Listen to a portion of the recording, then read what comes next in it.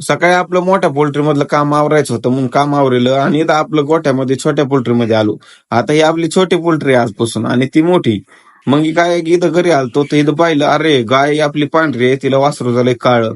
नवीनच विषय म्हणलं. गुरा दिवस आपलं बाहेर बांधून टाकले कारण की संध्याकाळी पाऊस आलता. मग काय छोट्या पोल्ट्रीला आपल्याला जाळी लावायची होती म्हणून जाळी आथरून घेतली सगळी. आणि मी आपलं चलत होतो त्याच्यावर, जाळी एकदम जिथं कमी आहे तिथं जास्त. मग काय कशी तरी जाळी लावून घेतली सगळी वगैरे, खाली एकदम दगड टाकले म्हणलं नंतर उंदीर बिंदीर शिरणार नाही.